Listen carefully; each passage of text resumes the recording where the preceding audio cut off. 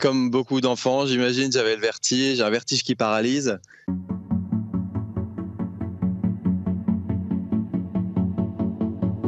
Je recommande aux gens qui peuvent le faire, le saut à l'élastique, parce que je ne ressens plus de vertige maintenant.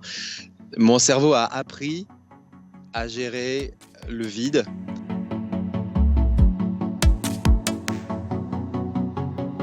Dans le cadre de 24 heures, j'ai vu ça un peu comme un marathon. Ça devient de l'endurance. Au début des entraînements, où j'avais un espèce de mur des 15 sauts, où mon corps, à force de prendre des yo-yo, je nourrissais les poissons au bout d'un moment.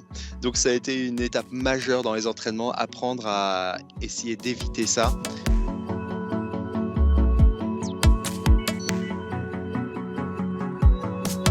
Mardi matin, levé 6 heures, je me suis étiré, un tout petit peu de gainage pour réveiller le corps en douceur, douche, petit-déj, des tartines de pain de mie grillées avec du beurre et du miel et du thé. Ensuite, j'ai retrouvé la juge de la société Guinness. Une des monitrices nous a accompagnés jusqu'au camp de base. On a marché tranquillement le long de la passerelle qui mène jusqu'à la plateforme au milieu du pont en dessous.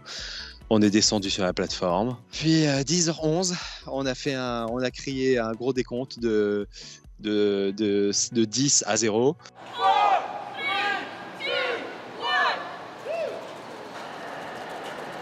Et on se disait, voilà, on commence, on en fait un deuxième, un troisième. Je saute, je rebondis, je me stabilise. Pendant ce temps-là, quelqu'un descend un treuil avec au bout un gros mousqueton. Quand il arrive à ma hauteur, je l'attrape, je l'accroche à mon harnais. Je fais un signe avec mon bras pour que le maître treuil en haut appuie sur le bouton pour me remonter. Donc il me remonte tranquillement. Pendant ce temps-là, je respire profondément pour récupérer du saut. Une fois revenu sur la plateforme, les deux moniteurs principaux qui sont tout près de moi vérifient mon harnais, vérifient que les mousquetons sont bien verrouillés, que l'élastique est bien accroché. Tout ça se passe en le temps d'une respiration et hop.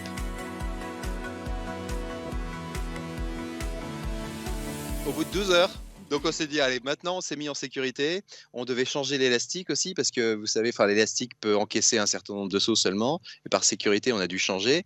Ça m'a permis de manger un demi-petit Tupperware de riz basmati, de riz blanc et avec du jambon, tout simplement.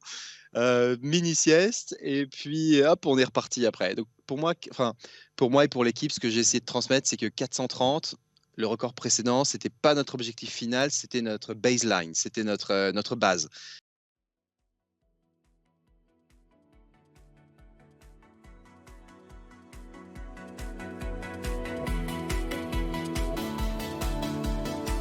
Pendant 1 ou 2 heures, je marchais normalement sur Terre, mais mon cerveau me donnait l'impression que j'étais en bateau avec des hauts et des bas.